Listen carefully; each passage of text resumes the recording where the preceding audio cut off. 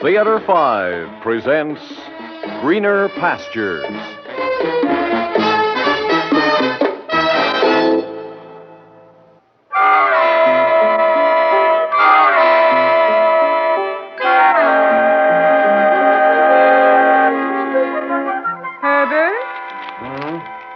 I think the Sunday puzzle gets more difficult every week. Now I need a Dickens character in 6 letters. Who is it, do you know? No. A Dickens character in... Oh, could it be Marley? Maybe so. Oh, what fun we used to have doing the puzzle together. Remember, dear, when we were first married? Sure do. It was a good many years ago, Mabel. Oh, I wish you'd put those old binoculars down and help me now. What do you see over there in the park that's so engrossing? Oh, birds, children, lots of things. And pretty girls, Herbert? Oh, sure, but I'm interested in the birds. Well, don't you think you better put those glasses away now and do the work you brought home from the office? Oh, I don't feel like working this afternoon, Mabel. It's too nice a day. I'll do it tonight. All right. But I hope you won't stay up till all hours. I won't, dear. You need your sleep, you know. Yes, dear, I know. What are you doing, Herbert? Getting my hat. I'd like a short walk in the park, okay? Of course. But you better wear your top coat. You know, that chest of yours. And don't stay out too long. I'm planning an early dinner. All the things you love. Don't worry, Mabel. I won't be long. Bye. Bye, Herbert. Have a good time. Be careful crossing the avenue. I will, dear.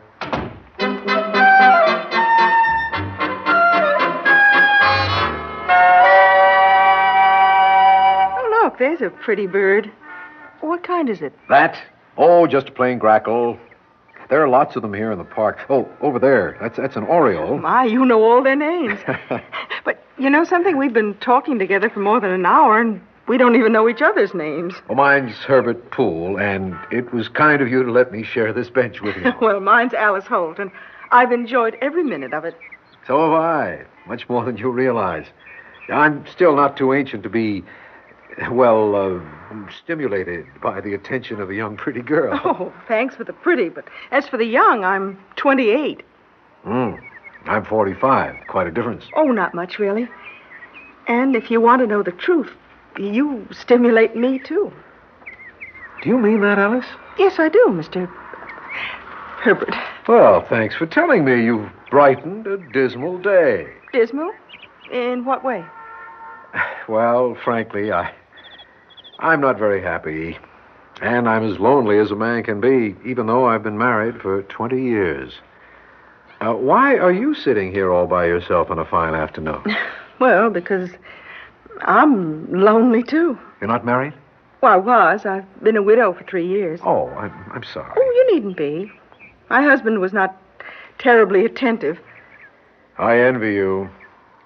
I live under a stifling canopy of constant attention.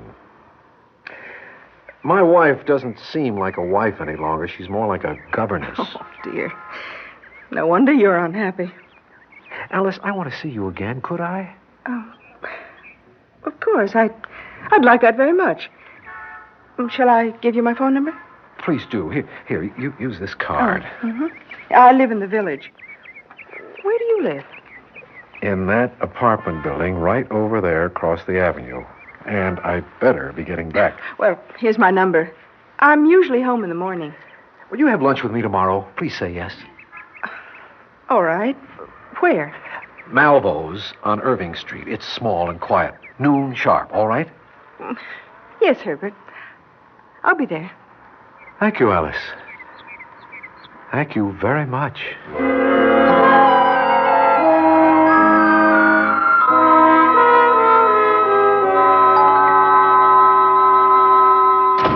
I'm home, Mabel. Well, good. I was beginning to worry. My, your eyes are positively dancing. You must have had a lovely walk. I did. Most refreshing. I'm so glad. Tell me, Herbert, was her face as pretty as her figure? What? Well, what are you talking about? That girl you were sitting with on the park bench. Your binoculars, darling. You left them on the windowsill. Mabel, were you spying on me? No, just watching. But you were talking together so earnestly, I was fascinated. Oh, yeah, well, I was telling her about the different birds. She's interested in birds. Oh, now, Herbert Poole, that's a big fib, and you know it. I can always tell when you're fibbing. She appealed to you, didn't she? Mabel, for heaven's sake, the girl's 28 years old. Well, you did cover a lot of ground, didn't you? Oh, now, look, I don't know why she told me her age. She just did, that's all. Don't be alarmed, Herbert. I'm not angry. It's just that at your age, I don't want you to do anything foolish. Know what I mean?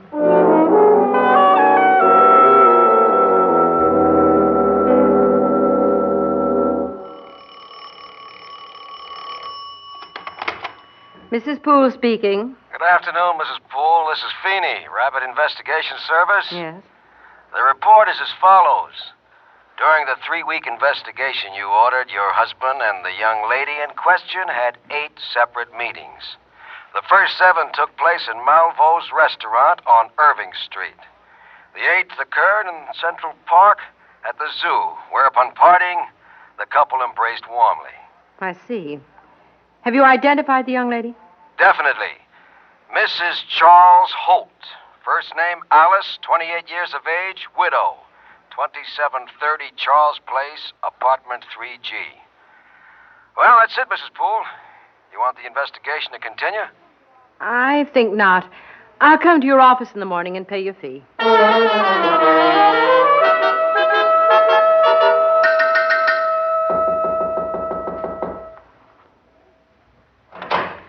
Oh, good morning.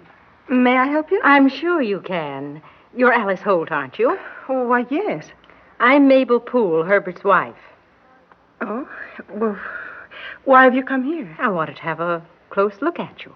I have nothing to say to you, Mrs. Poole. If you will excuse me. Just one moment. My visit isn't quite over. What do you want? I want to give you a word of warning. Herbert and I have been married for 20 years, and I'd hesitate at nothing to save my marriage. That sounds very much like a threat, Mrs. Poole. It does, doesn't it? So if this foolish affair continues, I'll take the most drastic steps to end it. Is that clear?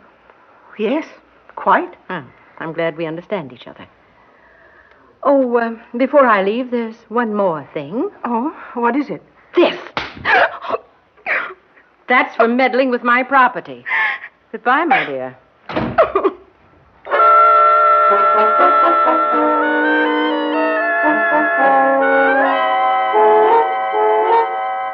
You heard what I said, Mabel. I want a divorce. I've had more than enough of you. Now, please keep your voice down, Herbert. It's rude to shout. And don't patronize me. I'm sick of it. Very well. Shall we have dinner now and chat later? Mabel, I want a divorce. Alice and I love each other. Oh, nonsense. The girl's nothing but a fortune hunter. Don't say that.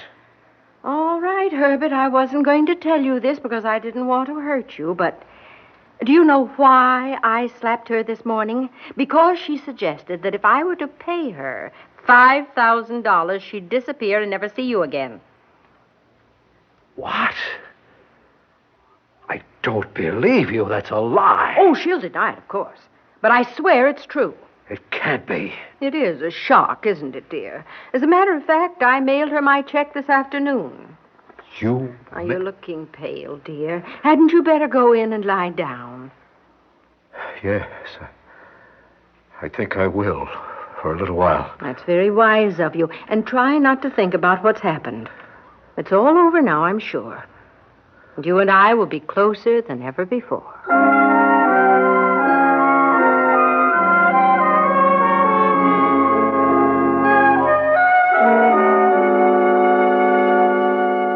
I'm leaving for the office, Mabel. I'll be home around 6. Very well. Oh, darling. You look so wan and tired. You're not still brooding about that girl, are you? No, Mabel. As you said a month ago, that's all over. I'm so glad. But you do look worn out. Now, I'm sure you're working too hard. You need a change. I know what. We'll take a trip to the Caribbean. Isn't that a grand idea? I guess so. Anything you say. Good. And we'll find a small boat and sail among the islands. Now I'll make a confession. I've already made our travel arrangements for 2 full weeks. We leave this Saturday. Can you manage that, dear? Yes, I guess so. Herbert, what do you want in my desk? Our spare door key. I mislaid mine somewhere. Well, don't meddle. I'll find it for you. Oh, never mind. I've got it right. Mabel, what's this? Give me that. Wait. It's an envelope from Alice addressed to you. Herbert, I beg you to put that back. Not before I see what's in it. Very well, but I warned you. It's the check you sent to Alice, torn in half. Yes, Herbert, she mailed it back the next day. And you didn't tell me about it. Why? Oh, my arm. I didn't tell you because you said it was all over, and I thought it was best for all of us. You thought it best, did you? Herbert, who are you calling? Just listen and you'll find out.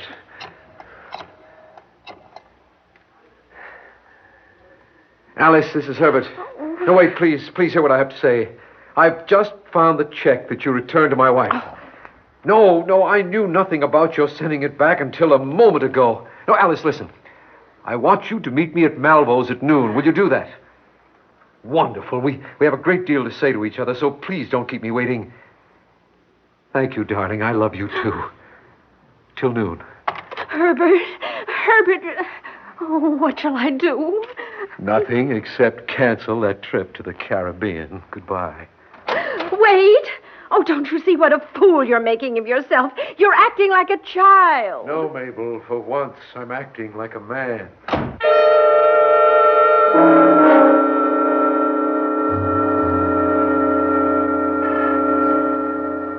Oh, taxi!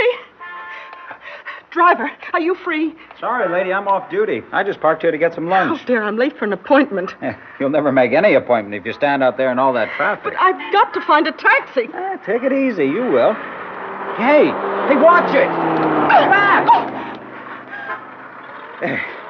Well, you see, I told you.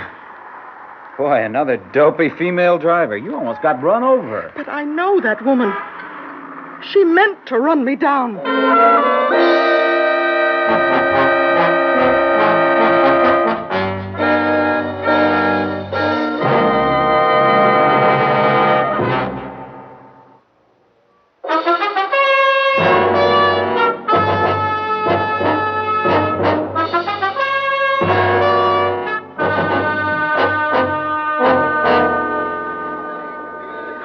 Still shaking all over, Herbert.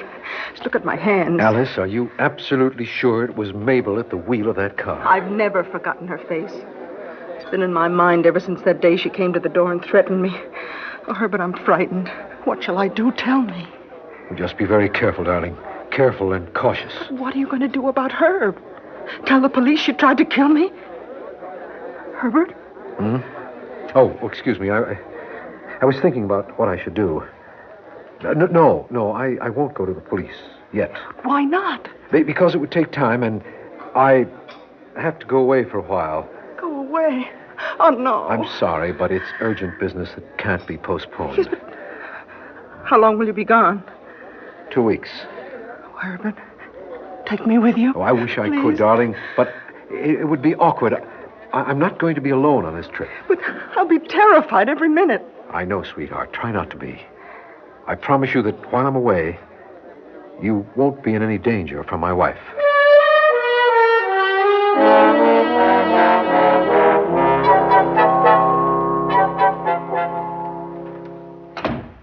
Herbert, is that you? Yes, Mabel. Oh, I'm glad. I wasn't certain whether you'd come home or not. Well, I'm here. By the way, did you have the car out today? Yes. Why do you ask? No reason. I thought the motor needed tuning, that's all. Oh. Well, Herbert, what did she say? She didn't keep our appointment. I waited an hour, but she never came. But didn't you telephone her? No, I decided she wasn't worth it. Oh, Herbert. Oh, do you really mean that? Yes, you were right, Mabel. I acted like a child this morning, and I made a fool of myself. But now it's all over and done with forever. Oh, I'm so glad. Mabel, have I a right to ask you to forgive me? Every right in the world. You're my husband, Herbert. I think it's time we had a second honeymoon, Mabel. I hope you haven't canceled that trip to the Caribbean.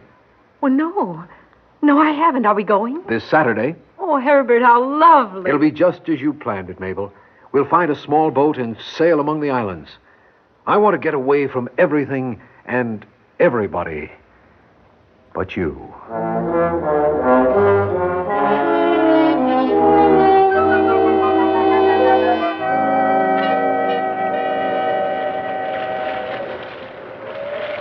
Look behind you, Herbert.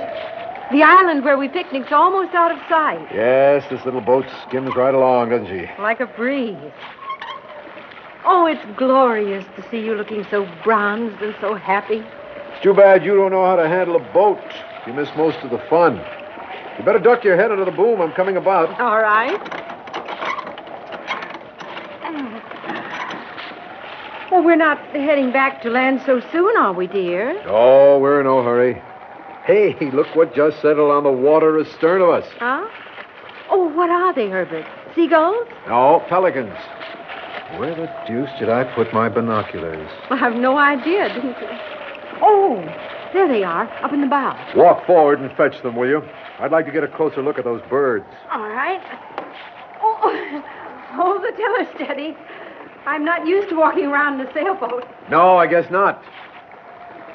So look out for the swinging boom. You'll see which I'm coming about.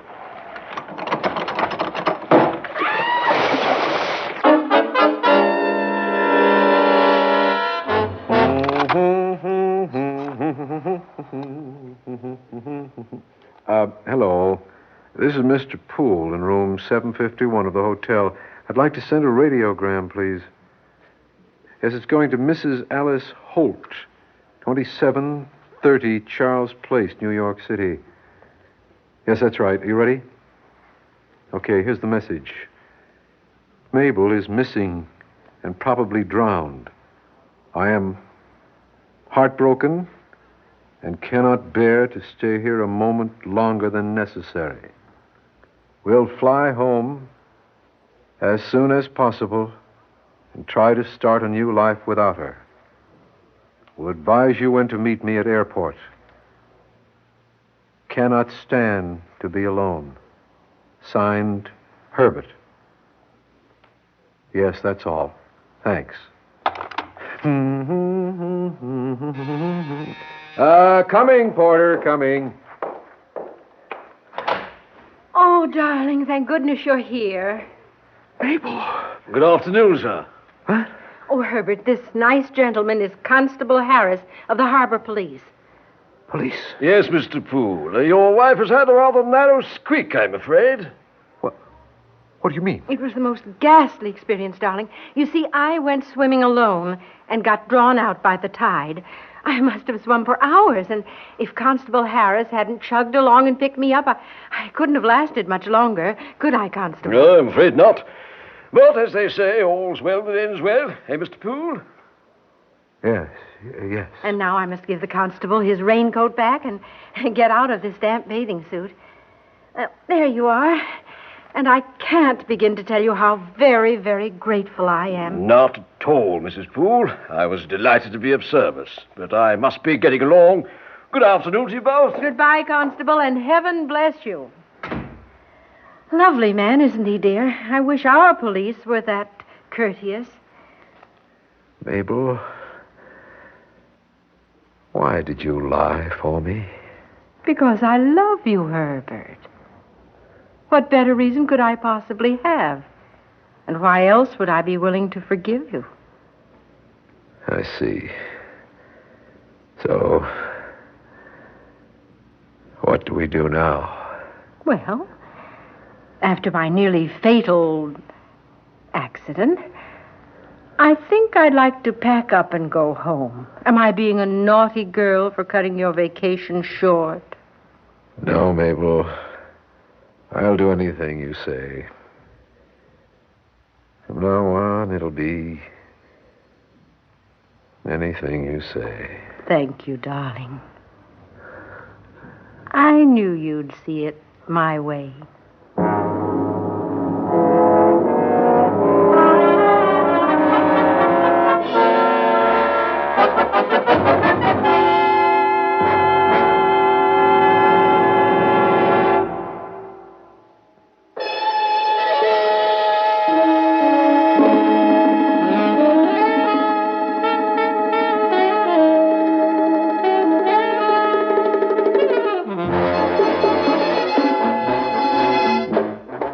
Theater 5 has presented Greener Pastures, written by Albert G. Miller and directed by Warren Somerville. In the cast, Mary Jane Higby, George Petrie, Bryna Rayburn, Jim Stevens, and Peter Rattray. Script editor, Jack C. Wilson. Original music by Alexander Vlastotsenko. Orchestra under the direction of Glenn Osser. Executive producer for Theater 5, Mr. Lee Bowman. We invite your comments. Write to Theater 5, New York 23, New York. That's Theater 5, New York 23, New York. This is Fred Foy speaking.